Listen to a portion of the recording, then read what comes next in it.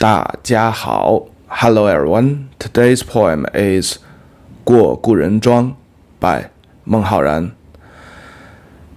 This poem is one of the outstanding poems belong to the category of mountain and river and farming fields.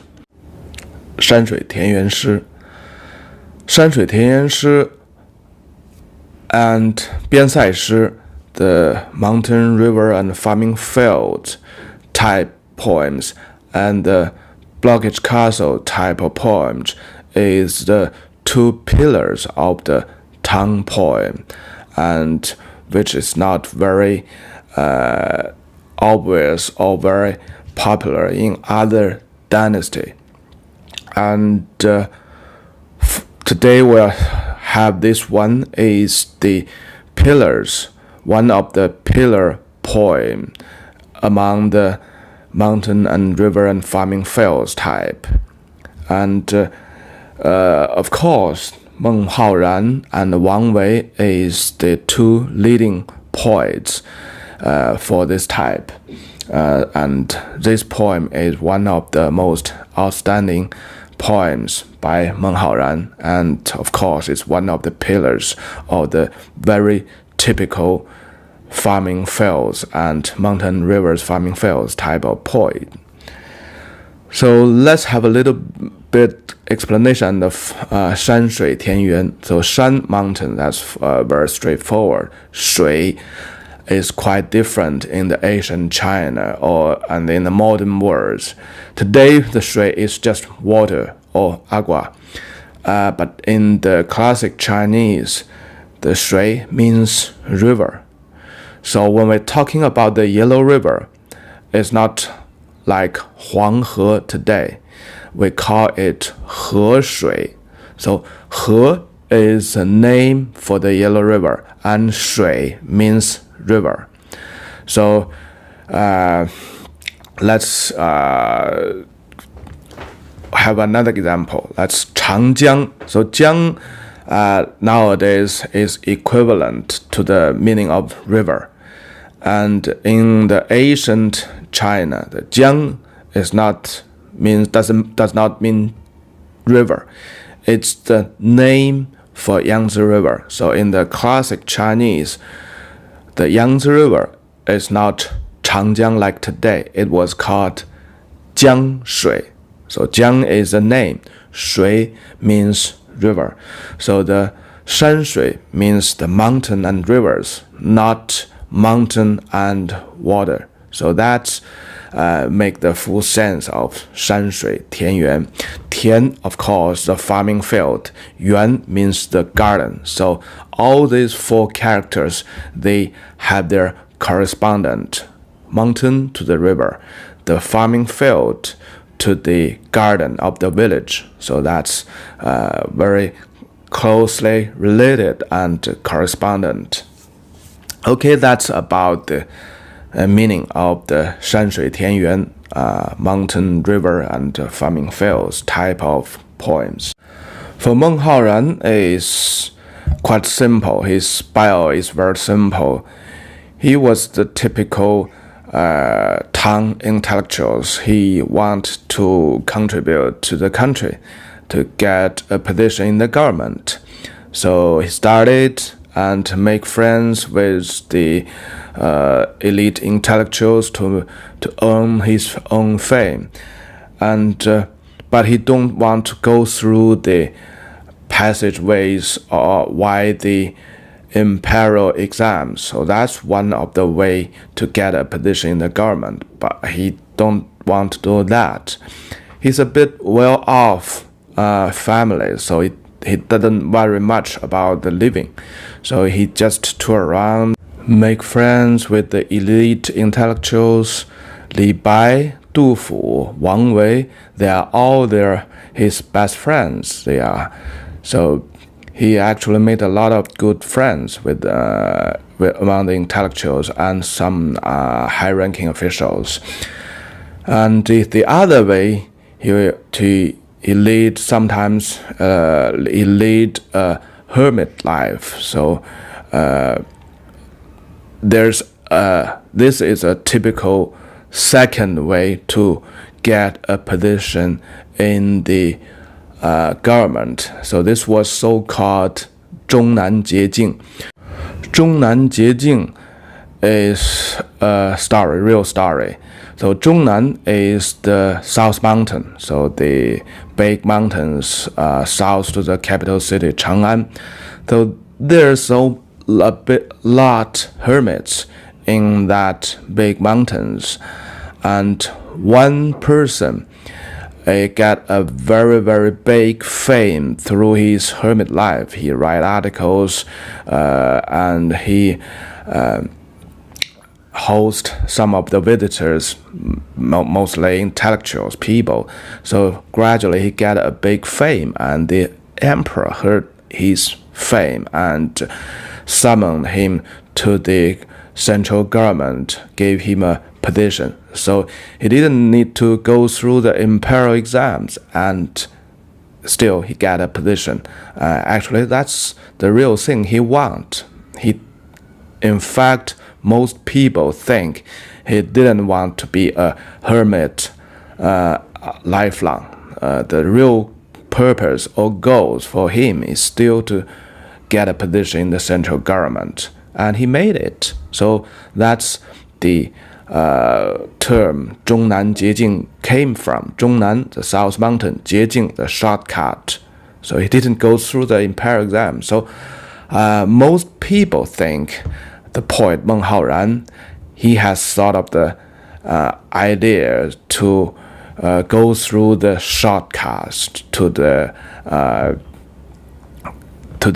central government. Actually, he almost made it once. He encountered with the emperor Tang Xuanzong when he meet Wang Wei. They are two close, good friends. And the emperor said, I know you. So that's the 中南捷径. He got some fame already. And could you read out one of your recent poems? And the Meng Haoran read out one of the poems. But in fact, he's not so smart. The poem actually has the meaning to comply the emperor, that the complaining is like this. The feeling is a little bit humble. So I'm not a smart guy. So I was abandoned or forgot by my lord, the emperor. So the first sense he is saying that himself is a stupid, not smart guy. So the lord forgot him. But actually, when the emperor Tang Xuanzong heard that, he said, that's simply a complaint, that you complain to the emperor, that the emperor doesn't find him out and gave him the positions. And the emperor answers is, you never come to me. You never come to my come close to me to ask a position from me. So how could you dare to say that I abandoned you or I forgot you? And from this, after this accident, the encounter with the emperor, it's around 40 years old of the Meng Haoran. He actually forgot all the things about his career to go to the government, to contribute to the country. So after this, he stayed in his hometown, Xiangyang, till the end of his life. This poem was written when he was leading a hermit life in the Mount Lumenshan near his hometown, Xiangyang city. And of course, it's before he encountered with the emperor and gave up all his career life. So he was still have something in his mind. 过故人庄. The title tells everything. 过 is visit. It's not past. So there's some of the different meanings in the classic Chinese and modern Chinese. 过 is visit. A visit to my old friends. 故人 is old friends. 庄 is his garden, his house.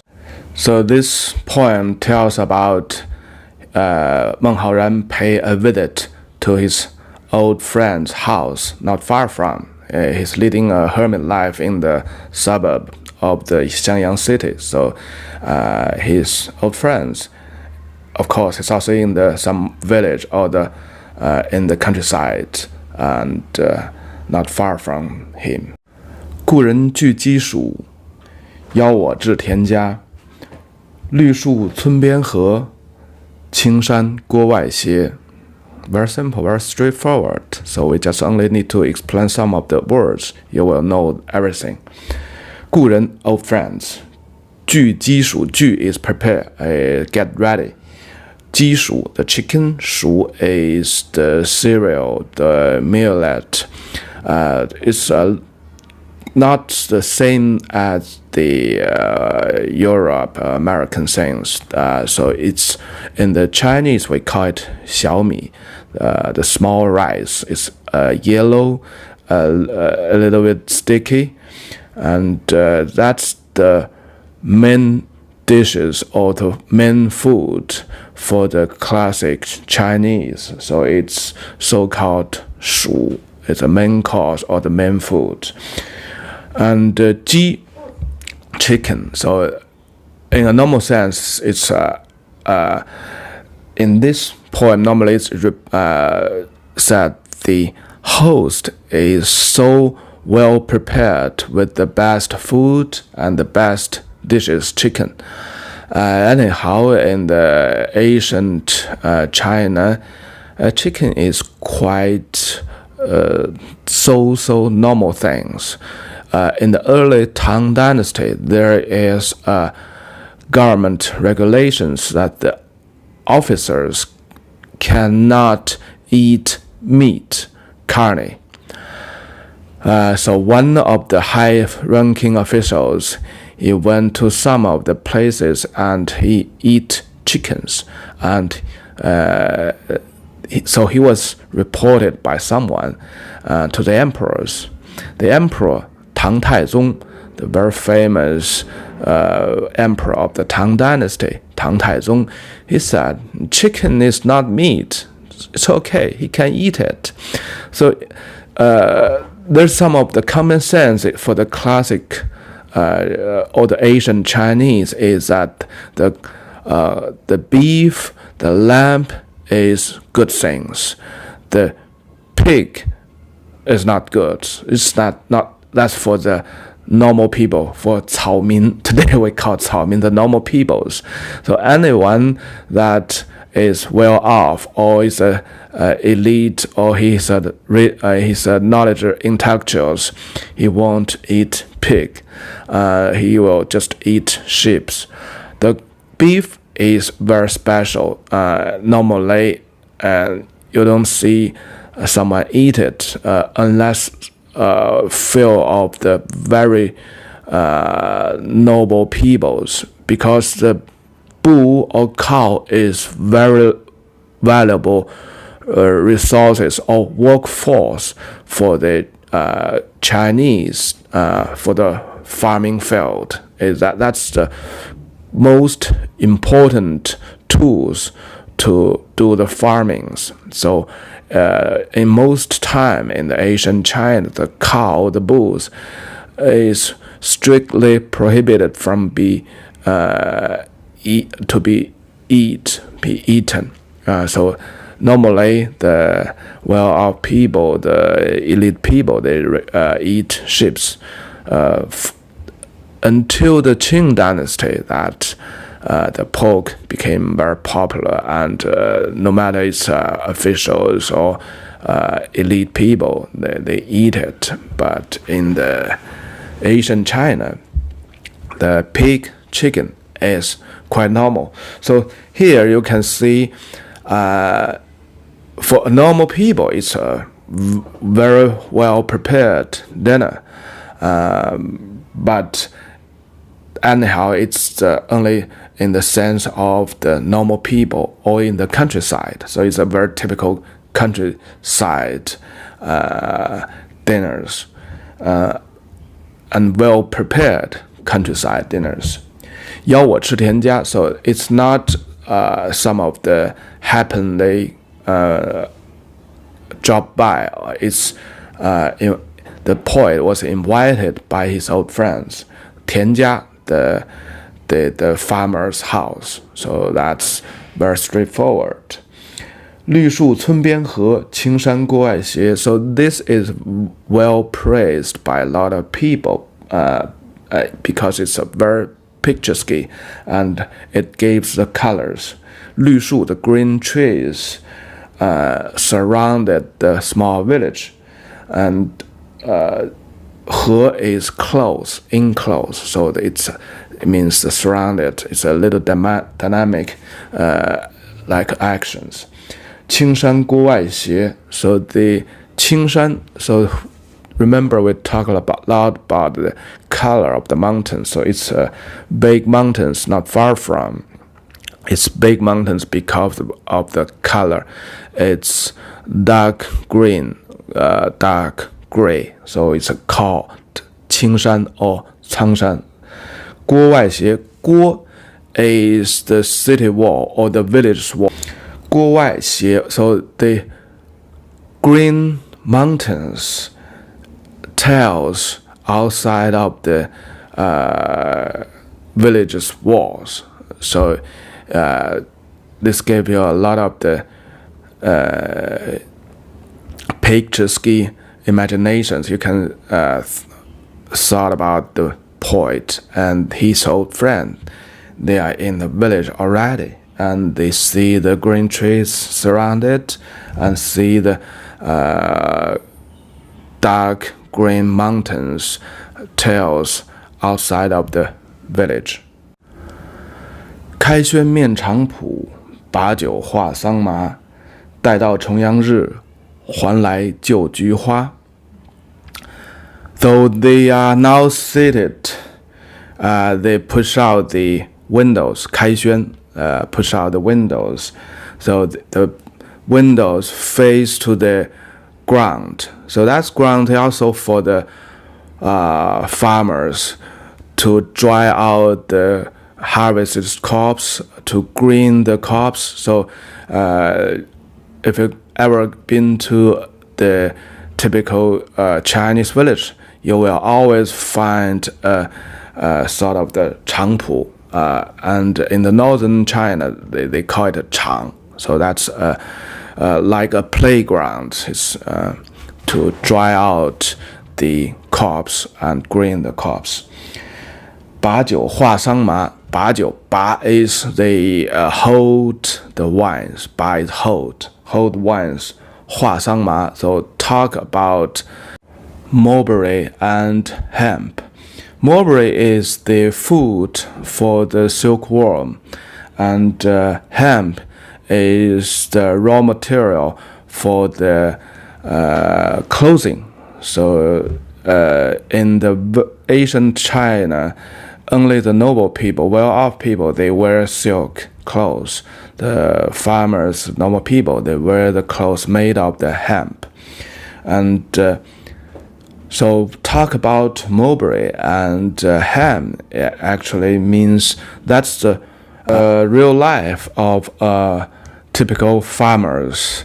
They plant crops, they feed the silkworms, and they make the clothing by themselves from hemp.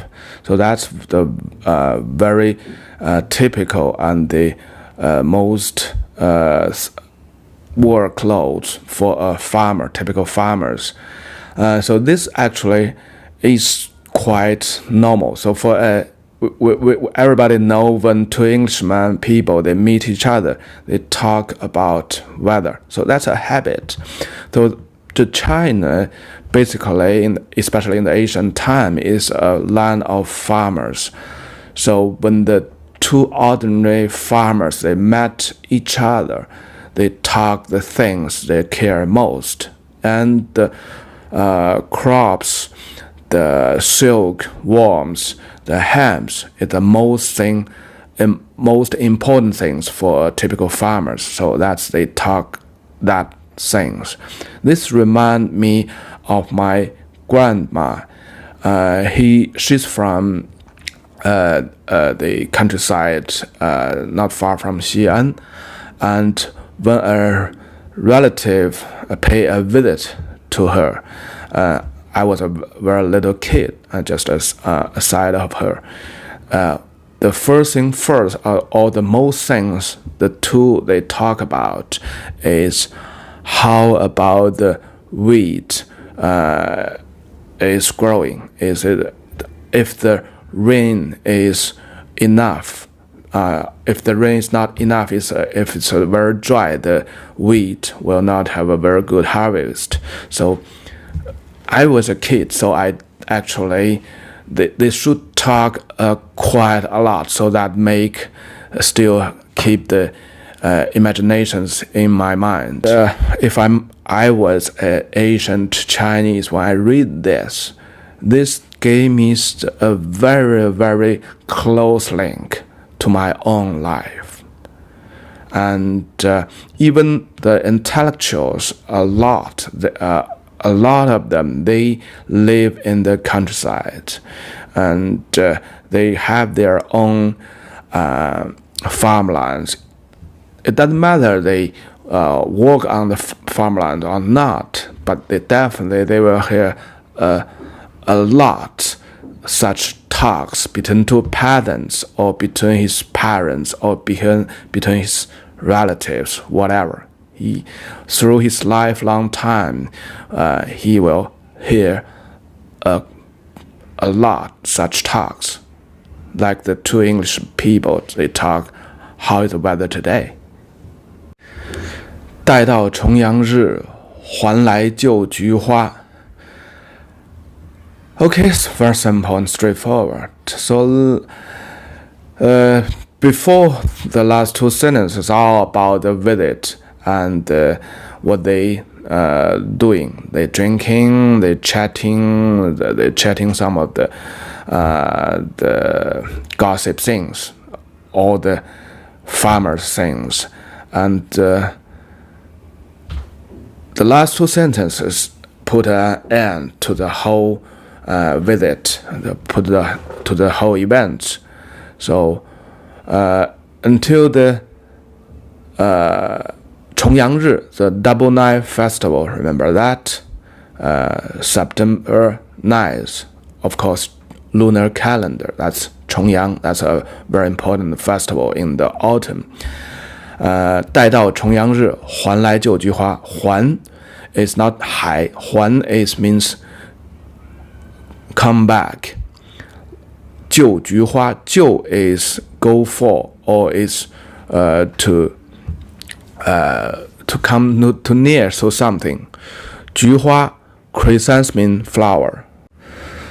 So apparently these two sentences are invitation by the host, his good friends. So sometimes later, several months later, until the festival, Double Night Festival, come back. So let's go for the chrysanthemum flowers. So here is the magic of the Chinese words. Every Chinese, when we're reading the here, we know it could be the chrysanthemum flowers, or it more likely to be the wine, chrysanthemum flower wine. Because in the Double Night Festival, 重阳节, we have several traditions. Climb to the hill, to the mountain, for a high place to look around, 登高望远, that's so called, and appreciate the chrysanthemum flowers, because that's the time the chrysanthemum flowers blossom. And third, to drink chrysanthemum flower wines. And it's quite naturally for the Chinese. We think about when you invite someone to your home. Normally, it's not to look at the chrysanthemum flowers. It's for dinner something or drinking something. Anyhow, it doesn't matter. It could be anything. So this it's gave you the space to let you think by yourself. Anything you think it could be. So the poet won't write out everything. So that's one of the features of the classic Chinese poems, which is 书不尽言. So when you write about something, don't write everything in the sentences. Leave some space for the readers. And okay, that's for this very simple and straightforward poems. And for the two pillars of the 山水田园诗, the mountain, river, and farming fields, Meng Haoran, of course, one of the leading poets. The other is Wang Wei. They are very, very closely friends, but their poems is a little bit different. So I gave you a little bit directions you can later on find out by yourself. So we look at the background of the Meng Haoran and Wang Wei. Wang Wei started his career life in the central government in a very young age, and he passed the imperial exam, of course.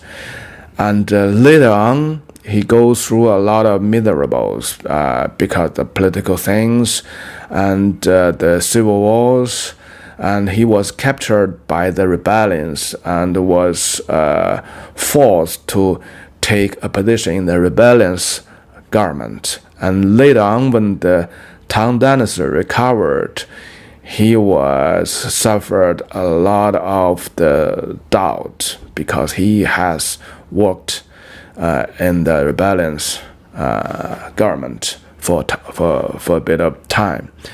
And so that's why in the late life of Wang Wei, he spent as much or most later on most of his time on the Buddhism. And so in his poem, especially the 山水田园诗 Wang Wei wrote, there's not much showing that his endeavor to the country or his career life. All the thing is about the Zen or the Buddhism or some of the philosophy thinkings through his description of the scenarios, the farming fields, the mountain rivers. So you always feel the Buddhism or the Zen, the philosophy things in his poem. And here we can see this very typical poems by Meng Haoran. There's nothing about the political things, the career things, or the philosophy things, but it's very simple, straightforward, describe a very lively and happy peasant life, a farmer's life. So we call it 恬淡. 恬 is very, very peaceful. 淡 is very, very 淡 is how to say it? So hard to say. The 淡 can be used to describe the color is very shallow. 淡. So all when we eat something, the flavor is very filled. So 恬淡. So it reflects the mindset or it reflects the peaceful inner world of the poet. But that's all. Okay, that's for today.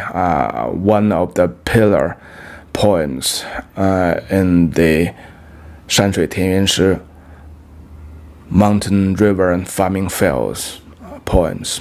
Bye bye.